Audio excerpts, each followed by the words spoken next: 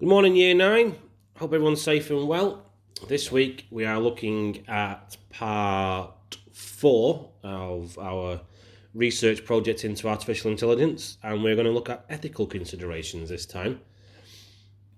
What do ethical issues look like? So this isn't a comprehensive list, that's the point of you guys doing your own research, but just to give you some pointers about what sort of questions and things people are contemplating and talking about and bearing in mind while they look at the use of artificial intelligence. Here's just a couple. So a big one is job losses. Robots have replaced humans in some aspects of manufacturing, for example. Like we use machines to do canning food. We use robots to paint cars in car assembly lines.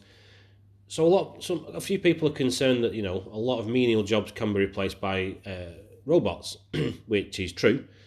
But will they be? At the moment, I think there's a cost balance personally.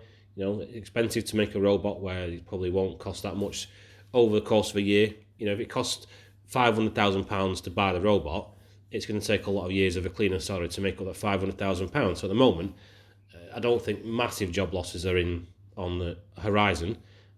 What I do think they are good for robots is replacing humans for dangerous things, like in bomb squads and stuff. They use robots, that could have got little tracks. Rather than a human approaching potentially live explosive, they send a robot in, so no human life is lost if there's a mistake made. Again, do your own research. What sort of mistakes might it make? Robots have been used in medical trials. There was one where Google used one of their AI machines to do diagnosis of eye problems at an eye hospital in the UK, and it got 94.5% accuracy on the diagnosis.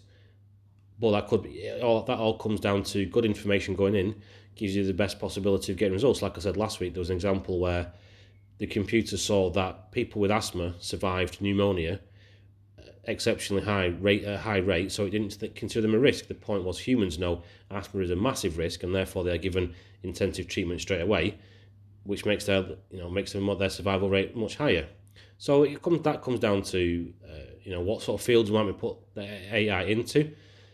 I think at the moment stuff like Netflix will say, for example, on a very basic level, we'll see, right, Mr. Phillips has spent a lot of time watching action films. We'll keep suggesting action films and action series, and then we probably won't bother showing me Bridget Jones. As another example. A big example is use in the military, and can we use AI to kill people? Would AI, for example, know that, say, certain areas of the world, it's quite common for everyone to carry a gun, and that doesn't necessarily mean that the enemy of the people who own the drone, for example. So let's say if the Americans had a drone flying over Afghanistan, not everyone who's got a gun is the enemy, but how would AI know the difference, for example? If you unleash it, what sort of havoc and absolute carnage might it cause?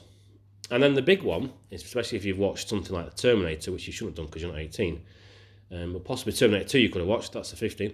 So Terminator film, and other films, not the only one, we kind of have this thing where we create an AI to defend ourselves. I think they call it Skynet in Terminator, but just works for this example that Skynet has this thing called singularity where it basically becomes self-aware, and it realises it gets smarter and smarter and smarter until the point we can't control it anymore.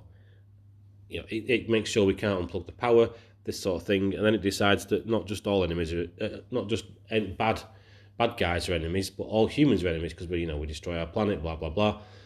Once it reaches this kind of critical mass, you won't be able to stop it. So that's a massive issue as well. So there's some examples of what ethical issues are around. There's more to it than that. I've made sure I've not mentioned them all. So feel free. I've put quite a large number of links on Show My Homework. The BBC one's full of videos. But I think the first one's pretty relevant, even though it's from 2017.